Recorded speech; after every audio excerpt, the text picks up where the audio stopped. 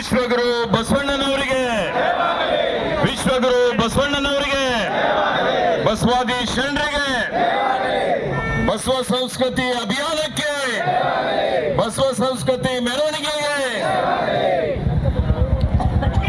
ವಿಶ್ವಗುರು ಬಸವಣ್ಣನವರಿಗೂ, ಬಸವಾದಿ ಶರಣರಿಗೂ, ಎಲ್ಲ ಮಹಾಪುರುಷರಿಗೂ, ಪರಂ ಪೂಜ್ಯ ಲಿಂಗೈಕ್ಯ ಚನ್ನಬಸವ ಪಟ್ಟದೇವರಿಗೂ ಎಲ್ಲರಿಗೂ ನನ್ನ ಭಕ್ತಿಪೂರ್ವಕ ನಮನಗಳನ್ನು ಸಲ್ಲಿಸುತ್ತಾ, ಇವತ್ತು ಈ ಬಸವ ಸಂಸ್ಕೃತಿ ಅಭಿಯಾನ ಏನು ವಿಶ್ವಗುರು ಬಸವಣ್ಣನವರ ಈ ಒಂದು ಪುಣ್ಯ ಭೂಮಿಯಲ್ಲಿ ಇವತ್ತು ಈ ಕಾರ್ಯಕ್ರಮ ಜರುಗ್ತಾ ಇದೆ. ಈ ಕಾರ್ಯಕ್ರಮದಲ್ಲಿ ದಿವ್ಯ ಸಾನ್ನಿಧ್ಯ ವಹಿಸಿರುವಂತಹ ಪರಂ ಪೂಜ್ಯ ಗದಗ ಶ್ರೀಗಳು ನಮ್ಮ ಮಧ್ಯದಲ್ಲಿದ್ದಾರೆ. ಪರಂ ಪೂಜ್ಯ ಬಸವಲಿಂಗ ಪಟ್ಟದೇವರಿದ್ದಾರೆ, ಪರಂ ಪೂಜ್ಯ ಸಾಣೆಹಳ್ಳಿ ಪೂಜ್ಯರಿದ್ದಾರೆ, ಇಲ್ಕಲ್ ಪೂಜ್ಯರಿದ್ದಾರೆ, ಶಿವಾನಂದ ಮಹಾಸ್ವಾಮಿಗಳವರಿದ್ದಾರೆ, ಭವ ಮಲ್ಲಿನಾಥ್ ಸ್ವಾಮೀಜಿಯವರಿದ್ದಾರೆ, ಇಲ್ಲಿ ವೇದಿಕೆ ಮೇಲೆ ಅಥಣಿ ಸ್ವಾಮೀಜಿಯವರಿದ್ದಾರೆ. ಎಲ್ಲ ಸ್ವಾಮಿಗಳಿಗೆ, ಎಲ್ಲ ಹರಗುರು ಚರಮೂರ್ತಿಗಳಿಗೂ ನನ್ನ ಭಕ್ತಿಪೂರ್ವಕ ಪ್ರಣಾಮಗಳನ್ನು ಸಲ್ಲಿಸುತ್ತಾ, ಇಲ್ಲಿ ಬಂದಂತ ಎಲ್ಲ ನಮ್ಮ ಅಕ್ಕ ತಂಗಿಯಂದಿರು, ತಾಯಂದಿರು, ತಾವೆಲ್ಲ ಈ ಒಂದು ಕಾರ್ಯಕ್ರಮಕ್ಕೆ ಕಳೆಯನ್ನು ತಂದುಕೊಟ್ಟಿದ್ದೀರಿ. ನಿಮ್ಮೆಲ್ಲರಿಗೂ ನನ್ನ ನಮನಗಳನ್ನು ಸಲ್ಲಿಸ್ತಾ ಇದ್ದೇನೆ. ಇಲ್ಲಿ ಬಂದಂತ ಎಲ್ಲ ಸಹೋದರರಿಗೆ, ಎಲ್ಲ ನಮ್ಮ ಯುವಕರು ಬಂದಿದ್ದಾರೆ, ಯುವತಿಯರು ಬಂದಿದ್ದಾರೆ, ಮಾಧ್ಯಮದ ಮಿತ್ರರಿದ್ದಾರೆ, ಅವರೆಲ್ಲರಿಗೂ ನನ್ನ ಅನಂತ ಅನಂತ ಶರಣಾರ್ಥಿಗಳು.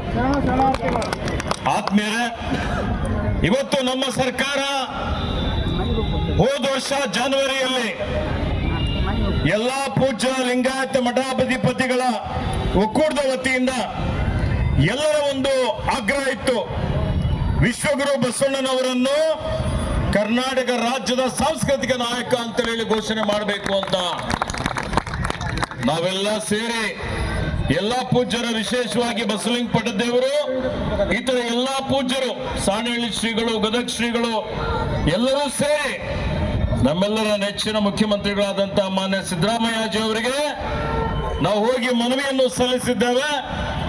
ಆ ಮನವಿಯ ಮೇರೆಗೆ ಜನವರಿ 18 ಅನ್ಸುತ್ತೆ 2024ರಲ್ಲಿ ಇವತ್ತು ಕರ್ನಾಟಕ ರಾಜ್ಯದಲ್ಲಿ ನಾಡಿನ ಸಾಂಸ್ಕೃತಿಕ ನಾಯಕ ಅಂತೇಳಿ ಸರ್ಕಾರದಿಂದ ಘೋಷಣೆ ಆಯಿತು. ಬಹಳ ಇದು ಅವಶ್ಯಕತೆ ಇದ್ದಂಥದ್ದು. ವಿಶ್ವಗುರು ಬಸವಣ್ಣನವರು ಬರೀ ಕರ್ನಾಟಕ ರಾಜ್ಯದ ಸಾಂಸ್ಕೃತಿಕ ನಾಯಕ ಅಷ್ಟೇ ಅಲ್ಲ, ಇಡೀ ವಿಶ್ವದ ಸಾಂಸ್ಕೃತಿಕ ನಾಯಕ ಅಂತ ನಾವು ಹೇಳಬಹುದು. ಹೀಗಾಗಿ ಇವತ್ತು ಏನು ಪುಣ್ಯ ಭೂಮಿಯಲ್ಲಿ ಬಸವ ಸಂಸ್ಕೃತಿ ಅಭಿಯಾನ ಏನು ಇಡೀ ರಾಜ್ಯದಾದ್ಯಂತ ನಡೀತಾ ಇದೆ. ಸಾವಿರಾರು ಕಿಲೋಮೀಟರ್ ಪೂಜ್ಯರೆಲ್ಲರೂ ಇವತ್ತು ಸಂಚಾರ ಮಾಡ್ತಾ ಇದ್ದಾರೆ. ಇದು ನಮ್ಮೆಲ್ಲರ ಸೌಭಾಗ್ಯ ಅಂತ ನಾವು ಹೇಳಬಹುದು. ಇವತ್ತೇನು 12ನೇ ಶತಮಾನದಲ್ಲಿ ಬಸವಾದಿ ಶರಣರು ಏನೋ ಸಮಾಜ ಧಾರ್ಮಿಕ ಕ್ರಾಂತಿ ತಂದ್ರು. ಏನಪ್ಪ ಬಸವ ಸಂಸ್ಕೃತಿ ಅಭಿಯಾನ ಅಂದ್ರೆ ಏನು? ಬಸವ ಸಂಸ್ಕೃತಿ ಅಭಿಯಾನ, ಈ ಸಂಸ್ಕೃತಿ ಏನು ಅಂತ ಹೇಳಿದ್ರೆ ಇದು ಸಮಾನತೆಯ ಸಂಸ್ಕೃತಿ, ಇದು ಸಾಮಾಜಿಕ ನ್ಯಾಯದ ಸಂಸ್ಕೃತಿ, ಇದು ಕಾಯಕದ ಸಂಸ್ಕೃತಿ, ಇದು ಮಾನವೀಯ ಮೌಲ್ಯದ ಸಂಸ್ಕೃತಿ, ಇದು ಸಾಮರಸ್ಯದ ಸಂಸ್ಕೃತಿ, ಇದು ಇಡೀ ವಿಶ್ವದಲ್ಲೇ ಅತ್ಯಂತ ಶ್ರೇಷ್ಠ ಸಂಸ್ಕೃತಿ ಅಂತ ಹೇಳಿ ಇವತ್ತು ನಾವು ಹೇಳ್ಬೋದು. ಸಕಲ ಜೀವಾತ್ಮರಿಗೆ ಸನ್ನೆ ಬಯಸಿದ ಬಸವಾದಿ ಶರಣರು ಎಲ್ಲರಿಗೂ ಒಳ್ಳೆಯದಾಗಲಿ, ಸರ್ವರಿಗೂ ಸೌಬಾಳು ಸೌಪಾಲು ಅಂತ ಹೇಳಿ ಇಡೀ ವಚನ ಸಾಹಿತ್ಯದ ಮುಖಾಂತರ ಇಡೀ ಜಗತ್ತಿಗೆ ಸಾಮಾಜಿಕ ನ್ಯಾಯ ಕೊಟ್ಟಂತದ್ದು ಯಾವುದಾದ್ರೂ ಒಂದು ಇವತ್ತು ಸಮುದಾಯ ಇದ್ರೆ ಅದು ಬಸವ ತತ್ವ, ಬಸವ ಧರ್ಮ ಅನ್ನುವಂತ ಮಾತನ್ನು ಹೇಳಿಕೆ ಬಯಸ್ತಾ ಇದೆ. ಇದಕ್ಕೆ ಆತ್ಮೀಯ ಬಂಧುಗಳೇ, ಇವತ್ತೇ ನಾವು ನೋಡ್ತಾ ಇದ್ದೇವೆ ಬಸವಣ್ಣನವರು ಇಡೀ ಅವರ ಸಮಾಜದಲ್ಲಿ ಸ್ವಾತಂತ್ರ್ಯ, ಸಮಾನತೆ, ಕಾಯಕ, ದಾಸೋಹ, ಸಹೋದರತ್ವ, ಸಹಬಾಳ್ವೆ ತಳದ ಮೇಲೆ ಸುಂದರವಾದಂತಹ ಭವ್ಯವಾದಂತಹ ಸಮಾಜ ನಿರ್ಮಾಣ ಮಾಡಬೇಕು ಅನ್ನುವಂತ ಅವ್ರ ಗುರಿ. ವರ್ಗರಹಿತವಾದಂಥದ್ದು, ವರ್ಣರಹಿತವಾದಂಥದ್ದು ಅವರ ಒಂದು ಕನಸು. ಸಮಾಜ ಮಾಡಬೇಕು ಅನ್ನುವಂಥದ್ದು. ಅಸ್ಪೃಶ್ಯತೆ ವಿರುದ್ಧ ಹೋರಾಟ ಮಾಡ್ತಾರೆ, ಜಾತೀಯತೆ ವಿರುದ್ಧ ಹೋರಾಟ ಮಾಡ್ತಾರೆ, ಲಿಂಗ ಸಮಾನತೆ ವಿರುದ್ಧ ಹೋರಾಟ ಮಾಡ್ತಾರೆ, ಮಹಿಳೆಯರಿಗೆ ಸ್ವಾತಂತ್ರ್ಯ ಕೊಡ್ತಾರೆ. ಪ್ರಪ್ರಥಮವಾಗಿ ಅನುಭವ ಮಂಟಪ ಇಡೀ ಜಗತ್ತಿಗೆ ಪ್ರಥಮ ಸಂಸತ್ತು, ಪ್ರಜಾಪ್ರಭುತ್ವ ಇವತ್ತೇನು ನಮ್ಮ ಸಂವಿಧಾನ ಇದೆ, ಡಾಕ್ಟರ್ ಬಾಬಾ ಸಾಹೇಬ್ ಅಂಬೇಡ್ಕರ್ ಅವರು ಬರೆದಂತ ಈ ಸಂವಿಧಾನದಲ್ಲಿ ಏನು ಬಸವ ತತ್ವ, ಏನು ಅವರ ಆದರ್ಶಗಳಿದ್ದು ಅವೆಲ್ಲವೂ ಸೇರಿಕೊಂಡಿದ್ದೇವೆ. ಅದರ ಆಧಾರದ ಮೇಲೆ ಇವತ್ತು ನಾವೆಲ್ಲ ಆಡಳಿತ ನಡೆಸ್ತಾ ಇದ್ದೇವೆ. ಆತ್ಮೀಯ ಬಂಧುಗಳೇ, ಅವರ ವಚನದಲ್ಲಿ ನೀವು ನೋಡಿ, ಇವನಾರು ಅಂದ್ರೆ ಎಲ್ಲರೂ ನಮ್ಮವರೇ ಅನ್ನುವಂಥದ್ದು, ಯಾವುದು ಭೇದ ಭಾವ ಇಲ್ಲ, ಉಚ್ಚ ನೀಚ ಇಲ್ಲ, ಲಿಂಗ ಭೇದ ಇಲ್ಲ. ಇಂಥ ಒಂದು ಸಂಸ್ಕೃತಿ ಕೊಟ್ಟಂತವರು ಇವತ್ತು ಬಸವಣ್ಣನವರು. ಇಂಥ ಒಂದು ಬಸವ ಸಂಸ್ಕೃತಿ ಇವತ್ತು ನಾಡಿನಾದ್ಯಂತ ಅಷ್ಟೇ ಅಲ್ಲ, ಜಗತ್ತಿನಾದ್ಯಂತ ಇದು ಪಸರಿಸುವಂಥದ್ದು, ಪ್ರಚಾರ ಮಾಡುವಂಥದ್ದು ಬಹಳ ಅವಶ್ಯಕತೆ ಇದೆ ಅನ್ನುವಂಥ ಮಾತನ್ನು ಇಲ್ಲಿ ನಾನು ಹೇಳಲಿಕ್ಕೆ ಬಯಸ್ತಾ ಇದ್ದೇನೆ. ಆತ್ಮೀಯ ಬಂಧುಗಳೇ, ಇವತ್ತು ನೋಡಿ ಇಡೀ ಜಗತ್ತಿನಲ್ಲಿ ಒಂದು ತರ ಆತಂಕ ಇದೆ. ಒಂದು ರೀತಿಯಲ್ಲಿ ಇವತ್ತು ನಾವು ನೋಡಿದ್ರೆ ಯುದ್ಧ ನಡೀತಾ ಇದೆ ಒಂದ್ ಕಡೆ, ದೇಶ ವಿದೇಶಗಳಲ್ಲಿ ಜನ ಮಕ್ಕಳು ಸಾಯ್ತಾ ಇದ್ದಾರೆ, ಮಹಿಳೆಯರು ಸಾಯ್ತಾ ಇದ್ದಾರೆ. ಜಾತಿಗಳಲ್ಲಿ ಧರ್ಮಗಳಲ್ಲಿ ಒಡೆದಾಳುವ ನೀತಿಯನ್ನು ಅನುಸರಿಸಿ ಭಾವನಾತ್ಮಕ ವಿಷಯಗಳನ್ನು ಕೇಳಿಸಿ ಸಮಾಜವನ್ನು ಒಡೆಯುವಂತ ಕೆಲಸ ನಡೀತಾ ಇರ್ತಕ್ಕಂಥದ್ದು ನಾವೆಲ್ಲ ನೋಡ್ತಾ ಇದ್ದೇವೆ. ಒಂದು ರೀತಿಯಲ್ಲಿ ಸಮಾಜದಲ್ಲಿ ಇವತ್ತು ಬಹಳಷ್ಟು ಯಾವ ರೀತಿಯ ಅಸಮಾನತೆ, ಶ್ರೀಮಂತರು ಅತಿ ಶ್ರೀಮಂತರಾಗುವಂಥದ್ದು, ಬಡವರು ಅತಿ ಬಡವರಾಗುವಂಥದ್ದು ನಾವು ನೋಡ್ತಾ ಇದ್ದೇವೆ. ಬಸವಣ್ಣನವರ ಪರಿಕಲ್ಪನೆ ಅದು ಆಗಿಲ್ಲ. ಅವರ ಪರಿಕಲ್ಪನೆ ಕಾಯಕವೇ ಕೈಲಾಸವಿತ್ತು. ಪ್ರತಿಯೊಬ್ಬರು ಕಾಯಕ ಮಾಡಬೇಕು, ಆ ಕಾಯಕದಲ್ಲಿ ಸತ್ಯನಿಷ್ಠೆ ಇರಬೇಕು. ಕಾಯಕದಿಂದ ಬಂದಂತ ಸಂಪನ್ಮೂಲ ಏನಿದೆ, ದಾಸೋಹ, ಡಿಸ್ಟ್ರಿಬ್ಯೂಟ್ ಮಾಡಿ, ಸಮಾಜಕ್ಕಾಗಿ ವಿನಿಯೋಗ ಮಾಡಿ, ಅದು ಕೂಡಿಟ್ಕೊಳ್ಬಾರ್ದು ಅನ್ನುವಂಥದ್ದು.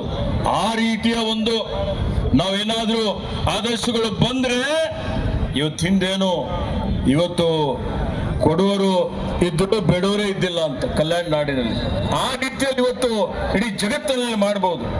ಅದಕ್ಕೆ ಆತ್ಮೀಯರೇ, ಇವೆಲ್ಲಾ ಸಮಸ್ಯೆಗಳಿಗೆ, ಜಗತ್ತಿನಲ್ಲಿರುವಂತ ಎಲ್ಲಾ ಸಮಸ್ಯೆಗಳಿಗೆ ಏನಾದ್ರೂ ಪರಿಹಾರ ಇದೆ ಅಂದ್ರೆ ಅದು ವಚನ ಸಾಹಿತ್ಯದಲ್ಲಿ ಇದೆ. ಅದಕ್ಕೆ ಇಷ್ಟೆಲ್ಲ ತಾಯಂದಿರು ಬಂದಿದ್ದೀರಿ, ನಿಮ್ಮಲ್ಲಿ ಅದ್ಭುತವಾದಂತ ಶಕ್ತಿ ಇದೆ.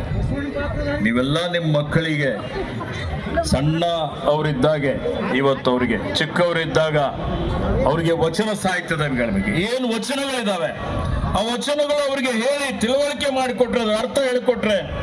ಯಾಕೆಂದ್ರೆ ಹಿಂದೆ ನೋಡಿ 12ನೇ ಶತಮಾನದಲ್ಲಿ ಅವಾಗಂತೂ ಅನಕ್ಷರತೆ ಇತ್ತು, ಸಂಸ್ಕೃತ ಇತ್ತು, ಯಾರಿಗೂ ಕನ್ನಡದಲ್ಲಿ ಏನೂ ಸಾಹಿತ್ಯ ಬರ್ತಾ ಇರಲಿಲ್ಲ. ಅಂತ ಸಮಯದಲ್ಲಿ ಆಡುವ ಭಾಷೆಯಲ್ಲೇ ಇವತ್ತು ವಚನಕಾರರು ವಚನ ಸಾಹಿತ್ಯವನ್ನು ನಿರ್ಮಾಣ ಮಾಡ್ತಾರೆ, ರಚನೆ ಮಾಡ್ತಾರೆ. ಇವತ್ತು ಅಂತ ಸರಳವಾದಂತ ಒಂದು ಕನ್ನಡ ಭಾಷೆ, ಕನ್ನಡ ಅಸ್ಮಿತೆ ಅಂತ ಹೇಳ್ಬೋದು. ಬಸವ ಸಂಸ್ಕೃತಿ ಅಭಿಯಾನ, ಬಸವ ಸಂಸ್ಕೃತಿ ಉತ್ಸವ, ಅದಕ್ಕೆ ಇವತ್ತು ನಮ್ಮ ರಾಜ್ಯಕ್ಕೆ ಬಹಳ ಮಹತ್ವ ಇದೆ. ಆ ನಿಟ್ಟಿನಲ್ಲಿ ಏನು ಬಸವಣ್ಣನವರು ಹೇಳಿದ್ದಾರೆ, ಕಳಬೇಡ, ಕೊಲಬೇಡ, ಉಸ್ಯ ನುಡಿಯಲು ಬೇಡ, ಮುನಿಯಬೇಡ, ಅನ್ನರಿಗೆ ಅಸಹ್ಯ ಪಡಬೇಡ, ತನ್ನ ಬಣಿಸಬೇಡ, ಇದರ ಹಳಿಯಲು ಬೇಡ. ಇದೇ ಅಂತರಂಗ ಶುದ್ಧಿ, ಇದೇ ಬಹಿರಂಗ ಶುದ್ಧಿ, ಇದೇ ನಮ್ಮ ಕೂಡಲ ಸಂಗಮ ದೇವರ ನೊಲಿಸುವ ಗುರಿ. ಇದು ಹೇಳಿದ್ದಂಗೆ ನಾವು ನಡ್ಕೊಳ್ಬೇಕು. ನಡೆಯುವಂತ ಕೆಲಸ ಪ್ರತಿಯೊಬ್ಬರೆಲ್ಲ ಆಗ್ಲಿ, ಆ ಸಂಕಲ್ಪ ಮಾಡಲಿ. ಇಡೀ ಸಮಾಜದಲ್ಲಿರುವಂತ ಎಲ್ಲಾ ಸಮಸ್ಯೆಗಳಿಗೆ ಪರಿಹಾರ ಸಿಗಲಿ. ಈ ಒಂದು ಬಸವ ಸಂಸ್ಕೃತಿ ಅಭಿಯಾನ ಯಶಸ್ವಿ ಆಗಲಿ ಅಂತೇಳಿ ಹೇಳಿ ಬಸವಣ್ಣನಲ್ಲಿ ಪ್ರಾರ್ಥನೆ ಮಾಡಿಕೊಂಡು ಎಲ್ಲ ಪೂಜ್ಯರಿಗೆ ಮತ್ತೊಮ್ಮೆ ನನ್ನ ಪರವಾಗಿ ನಮನಗಳನ್ನು ಸಲ್ಲಿಸಿ, ನನಗೆ ಮತ್ತೆ ಬೆಂಗಳೂರಿನಲ್ಲಿ ಸಚಿವ ಸಂಪುಟದ ಸಭೆ ಇದ್ದ ಕಾರಣ ನಿರ್ಗಮಿಸಬೇಕಾಗ್ತದೆ. ಅದಕ್ಕೆ ಸ್ವಲ್ಪ ದೊಡ್ಡದಾಗಿ ಉದ್ದಾಗಿ ಮಾತಾಡಿದ್ದೇನೆ, ಯಾರು ಅಪಾರ್ಥ ಮಾಡಿಕೊಳ್ಳೋದು ಬೇಡ ಅಂತ ಹೇಳಿ. ಯಾಕೆಂದರೆ ನಿಜಗುಣಾನಂದ ಸ್ವಾಮಿಗಳು ಬಂದಿದ್ದಾರೆ. ಪೂಜ್ಯ ನಿಜಗುಣಾನಂದ ಸ್ವಾಮಿಗಳಿಗೂ ಈ ಒಂದು ಬಸವ ಸಂಸ್ಕೃತಿ ಅಭಿಯಾನಕ್ಕೆ ನನ್ನ ಪರವಾಗಿ, ಸಮಸ್ತ ಬಸವಾನುಯಾಯಿಗಳ ಪರವಾಗಿ ಹಾರ್ದಿಕ ಸ್ವಾಗತವನ್ನು ಬಯಸ್ತಾ ಇದ್ದೇನೆ. ಪೂಜಾ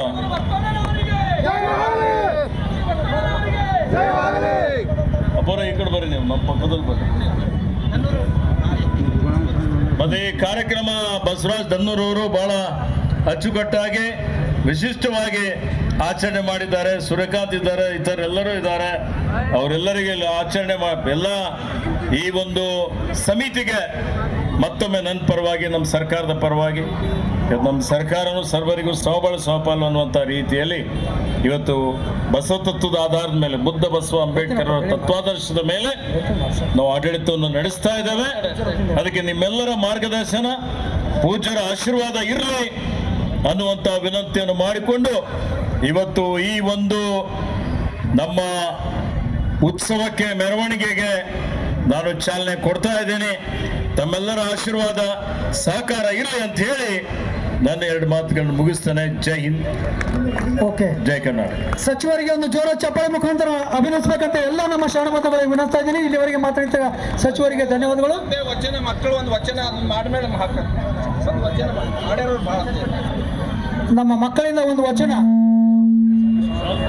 ಪೂರ್ಣಚಂದ್ರ ಮೈನಾಳಿ ಅವರೇ, ಸ್ವಲ್ಪ ಸರಿಬೇಕಿಲ್ಲಿಂದ, ಸ್ವಲ್ಪ ಮಕ್ಕಳಿಗೆ ರೆಡಿ ನಾವು ಸ್ಟಾರ್ಟ್ ಮಾಡ್ರಿ. ಬರ್ರಿ, ಮುಂದೆ ಬರ್ರಿ. ನಮ್ಮ ಎಲ್ಲ ಮಕ್ಕಳೊಂದು ವಚನವನ್ನು ಹಾಡಬೇಕಂತೇಳಿ ವಿನಂತಿಸ್ತಾ ಇದ್ದೀನಿ. ಸ್ವಲ್ಪ ವಚನ ನೃತ್ಯ, ಸ್ವಲ್ಪ ವೇದಿಕೆ ಸ್ವಲ್ಪ ಅನುಕೂಲ ಮಾಡಿಕೊಡ್ಬೇಕು. ಎಲ್ಲ ಪೂಜ್ಯರು, ಗಣ್ಯ ವ್ಯಕ್ತಿಗಳು. ಸರ್ ನೀವು ಹೋಗ್ಬೇಡ್ರಿ,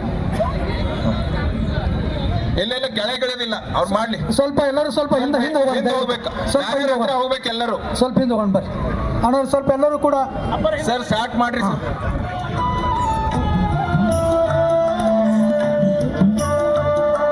ನಮ್ಮೆಲ್ಲ ಪೂಜ್ಯರು ಕೂಡ ಸ್ವಲ್ಪ ಸೈಡ್ ಅವರೆಲ್ಲ ಮಕ್ಕಳಿಗೆ ಒಂದು ನೃತ್ಯ ಮಾಡಲಿಕ್ಕೆ ಅನುಕೂಲ ಆಗ್ತದೆ.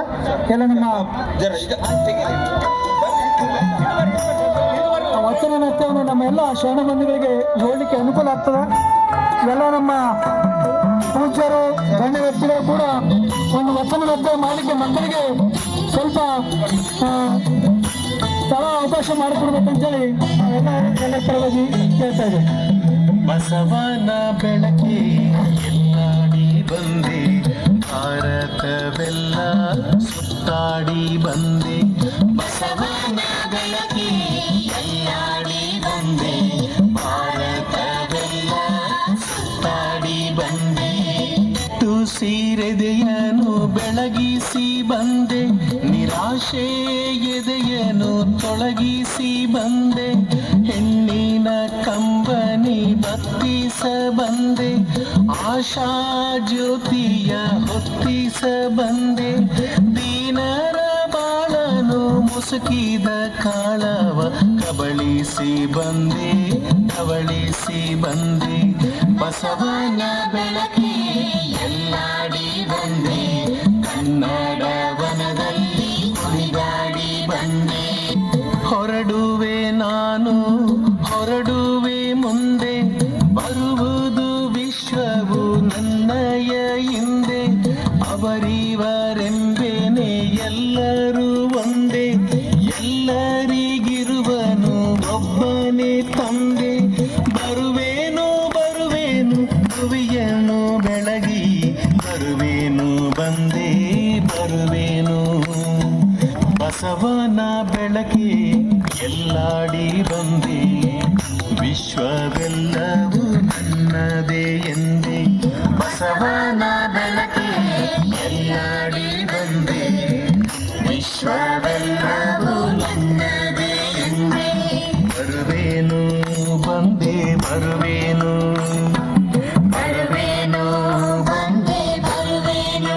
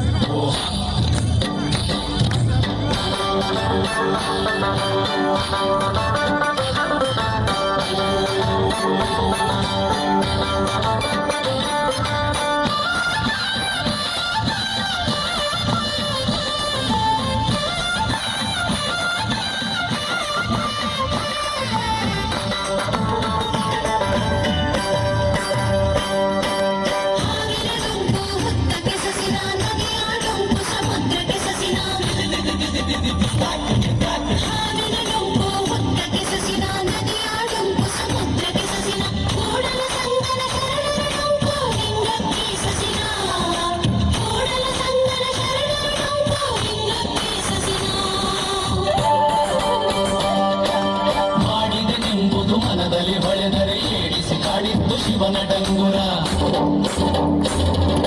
ಮಾಡಿದೆನೆಂಬುದು ಮನದಲ್ಲಿ ಹೊಳೆದರೆ ಏಡಿಸಿ ಕಾಡಿತ್ತು ಶಿವನ ಡಂಗುರ ಮಾಡಿದೆ ನೆನ್ನ ದಿನ ಲಿಂಗಕ್ಕೆ ಮಾಡಿದೆ ನೆನ್ನ ದಿನ ಜಂಗಮಕ್ಕೆ ಮಾಡಿದೆ ನೆನ್ನ ದಿನ ಲಿಂಗಕ್ಕೆ ಮಾಡಿದೆ ನೆನ್ನ ದಿನ ಜಂಗಮಕ್ಕೆ ಮಾಡಿದೆನೆಂಬುದು ಮನದಲ್ಲಿಲ್ಲದಿರೆ ಬೆಳೆದ ನೀವ ಕೂಡಲ ಸಂಗಮ ದೇವ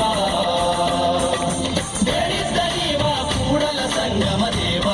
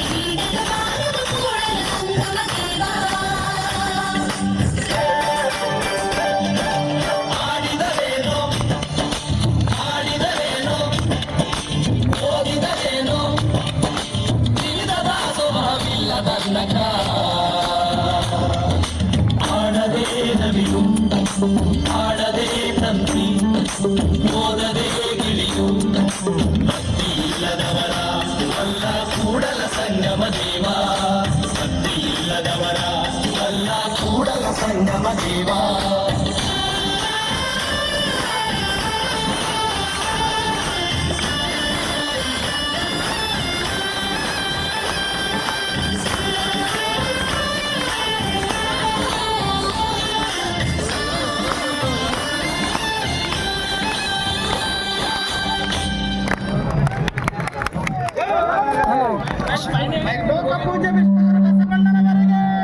ಇದೀಗ ಈ ಒಂದು ಮೆರವಣಿಗೆಗೆ ಆಗಮಿಸಿರುವಂತಹ ಮಾಜಿ ಸಚಿವರು ಹುಮ್ನಾಬಾದಿನ ನಮ್ಮ ರಾಜಶೇಖರ್ ಬಿ ಪಾಟೀಲ್ ಅವರಿಗೆ ಜೋರಾದ ಚಪ್ಪಾಳೆ ಮೂಲಕ ಹೃತ್ಪೂರ್ವಕವಾಗಿ ಸ್ವಾಗತವನ್ನು ಕೋರ್ತೇವೆ.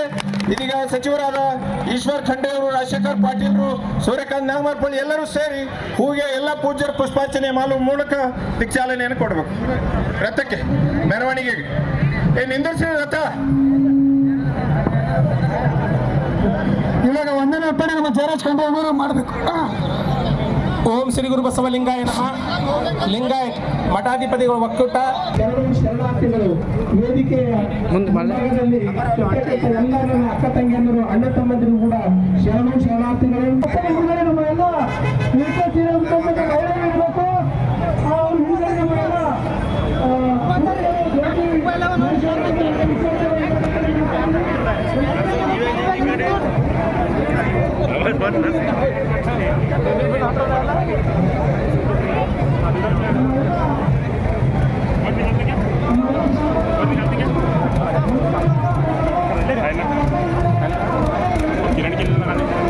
शहबाज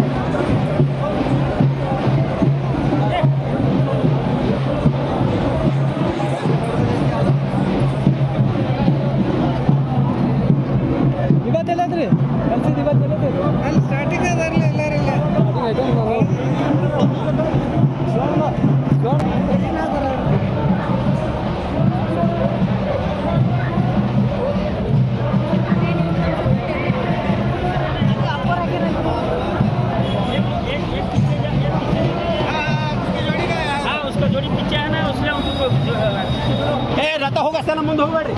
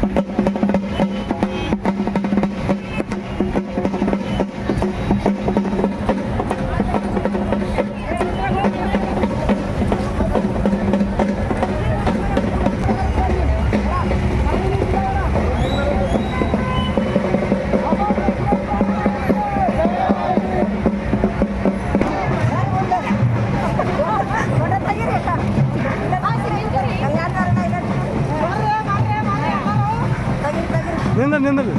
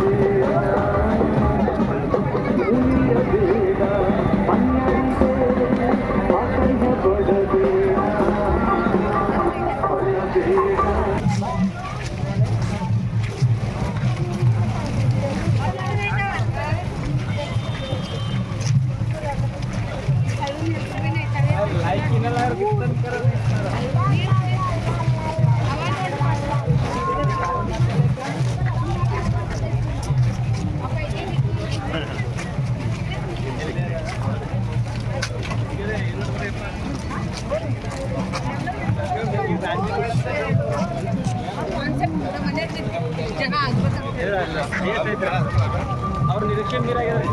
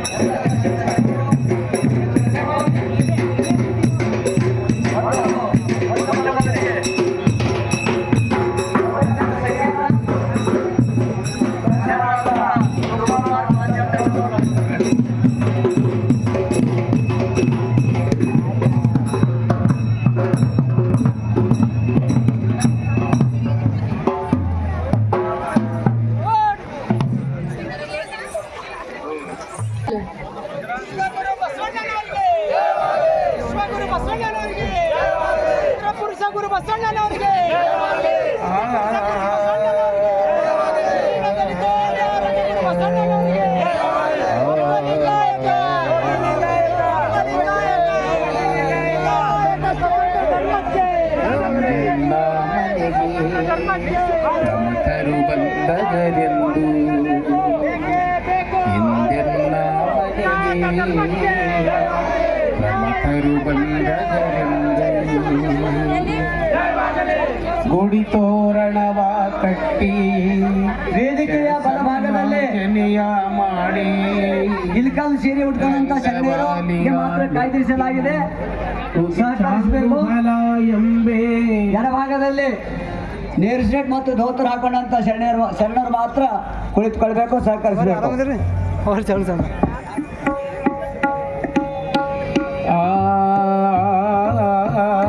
ಎಂದು ಗುಡಿ ತೋರಣವ ಕಟ್ಟಿ ಷಡು ಸಮಾಜನೆಯ ಮಾಡಿ ರಂಗವಾಲಿಯ ನೆಕ್ಕಿ ಉಗಿ ಚಾಂಗು ಫಲ ಎಂಬೆ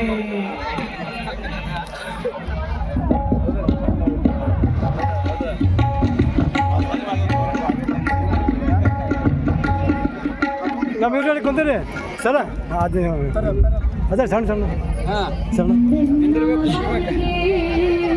ಪ್ರಮಥರು ಬಂದಹರು ಪ್ರಮಥರು ಬಂದಹರೆಂದು ಗುಡಿ ತೋರಣವ ಕಟ್ಟಿ ಷಡು ಸಂಪಾದನೆಯ ಮಾಡಿ ಗುಡಿ ತೋರಣವ ಕಟ್ಟಿ ಷಡು ಸಂಪಾದನೆಯ ಮಾಡಿ ರಂಗವಾಲಿಯ ನಿಕ್ಕಿ ಹೋಗಿ ಚಾಂಗು ಫಲ ಎಂಬೆ ಹೋಗಿ ಚಾಂಗು ಫಲ ಎಂಬೆ ಅವರಿ ಚಾಂಗು ಫಲ ಎಂಬೆ ಇವ್ರು ಯಾರು ಬಸವಣ್ಣ ಅವರು ನೀನು ಹಾಕೊಂಡು ಇವರು ಹಾಕೊಂಡು ಇವರು ಹಾಂ